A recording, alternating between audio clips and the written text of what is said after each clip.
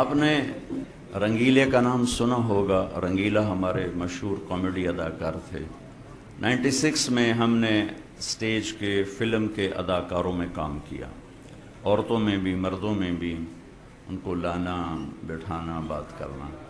جب میں نے تھوڑی سی بات کی تو میں نے دیکھا وہ رو رہے تھے جی، میں نے آنسو گیس تو نہیں چھوڑا تھا، لیکن وہ چپ وہاں بھی ایکٹیویٹ تھی تو ایسے زارو قطار رو رہے تھے، زارو قطار رو رہے تھے۔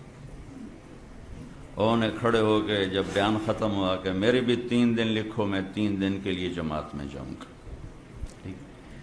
کہنے لگے میں نیپال گیا، فلم کی شوٹنگ تھی، تو وہاں ایک مندر ہے جہاں صرف ہندو جا سکتا ہے، مسلمان نہیں جا سکتا، سکھ نہیں جا سکتا، عیسائی نہیں جا سکتا، صرف ہندو۔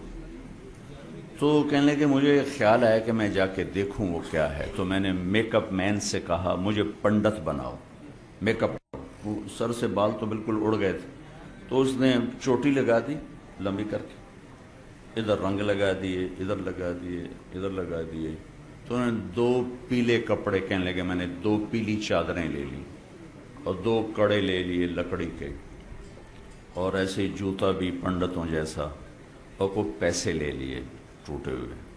اور میں جب پہنچا دروازے پر تو میں نے نعرہ لگایا ہرے رام۔ تو اب ایکسپریشن تو ان کا اپنا ان کا پیشہ تھا، تو انہوں نے سمجھا بدنی ہے کیڑا بلا مہاراج آ گیا، ان کا مہاراج جے مہاراج، وہ سارے وہ گیٹ کیپر جے مہاراج۔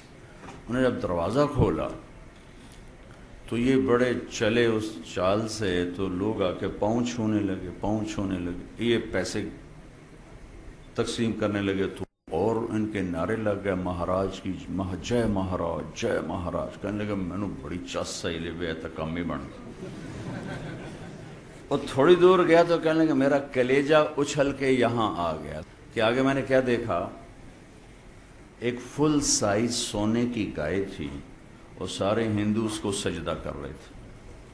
تو میں نے کہا اوہ کم بخت، وہ تو آیا کیوں تھا؟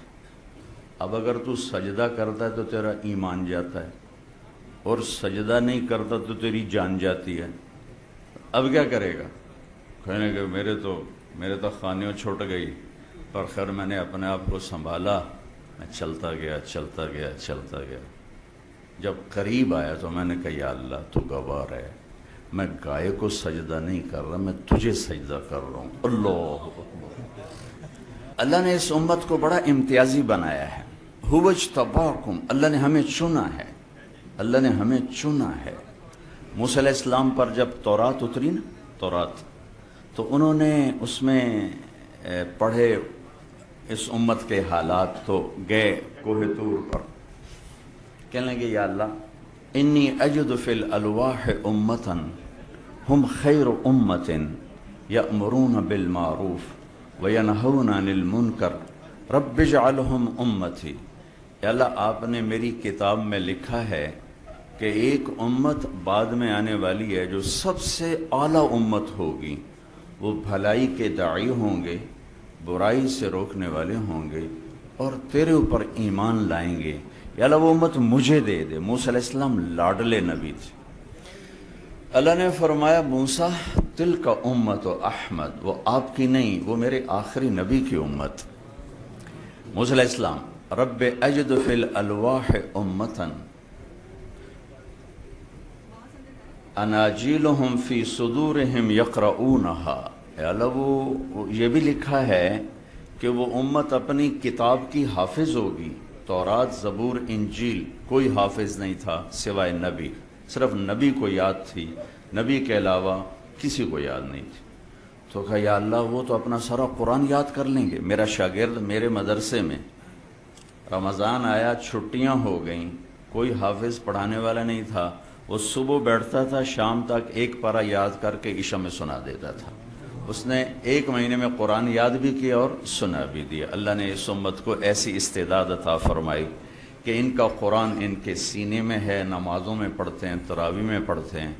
یا اللہ یہ امت مجھے دے دے۔ اللہ نے کہا نہیں، تلک امت احمد، وہ تو میرے احمد کی امت۔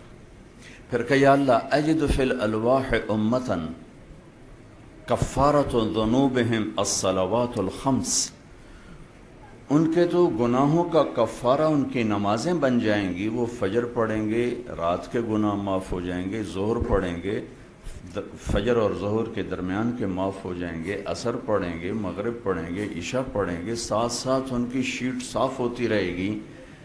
یا اللہ وہ امت مجھے دے دے. تو اللہ نے کہا تلک امت احمد، کہ رب اجد فی الالواح امتا یقاتلون فصول الضلالہ حتی یقاتل الاعور الکذاب رب اجعلہ امتی. قال تلک امت احمد، کہ یا اللہ میں ایک امت کا حال دیکھتا ہوں جو ہر باطل کی سرکوبی کریں گے اور اپنے دین کی حفاظت کریں گے، یہاں تک کہ دجال سے بھی لڑیں گے.